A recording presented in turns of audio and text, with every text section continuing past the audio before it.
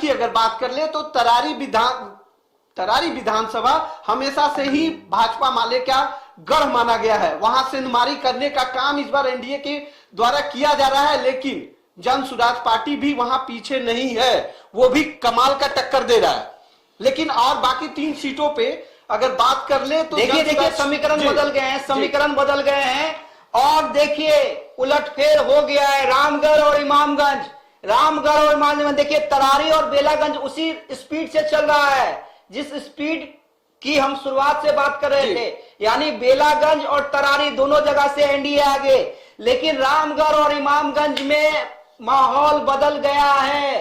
रामगढ़ से बीजेपी के अशोक सिंह आगे हो गए हैं अजीत सिंह से। जी हां, अजीत सिंह जो आरजेडी के उम्मीदवार हैं उनसे आगे हो गए हैं। और सतीश यादव बीएसपी से सबसे आगे हैं। जी हां, ये चौंकाने वाला है। सतीश यादव सबसे आगे है 7,531 vote, 7,531 vote Satish Yadav BSP के उम्मीदवार। और देखिए यहां पे मेरा आकलन जो है वो अभी गलत होता नजर आ रहा है।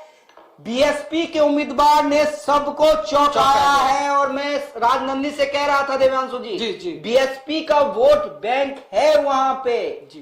तो लेकिन जो अशोक सिंह है बीजेपी के वो दूसरे स्थान पे चल रहे हैं और अजीत सिंह तीसरे स्थान पे हो गए हैं। वहीं अगर आप इमामगंज की बात करें, जो आप कह रहे थे कि चिराग पासवान और प्रशांत किशोर दोनों ने मिलके खेल कर दिया है, अभी तक यही लग रहा है।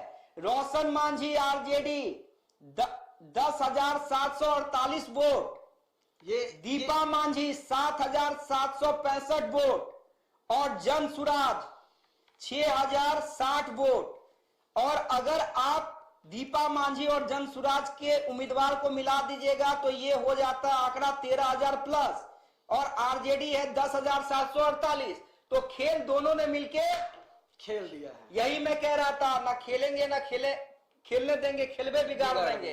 तो यही हाल चिराग पासवान और जन सुराज। ये फैक्टर तो दिख रहा है। अब जिस तरीके का रुझान सामने है, चिराग पासवान का इमामगंज नहीं जाना वो एनडीए को भारी पड़ता हुआ दिख रहा है। दीपा मांझी को इससे फर्क पड़ रहा है। अगर कह ले पूरे इंडिया कुनबे की बात कर ले तो चिराग पासवान का वहां नहीं जाना एक फैक्टर दिख रहा है और वो स्पष्ट दिख रहा है। हो सके नतीजा में भी ना तब्दील हो जाए। अमित जी क्या बात कर रहे हैं, हम 4 सीट जीत रहे हैं। मतलब ये चिराग पासवान और उनके पार्टी के लोग कहते थे, मैं बार बार कहता हूं कि चिराग पासवान जो है वहां खेला हुआ है, खेला हुआ है। चिराग पासवान जो है ना जी वो नीतीश की राह पे है कि भाई उनसे पंगा मत लीजिए। एनडीए में रहते हुए उनसे पंगा लेने की नहीं ना जरूरत कीजिए ना जरूरत है। अब नीतीश कुमार तारीफ कर रहे हैं चिराग पासवान की।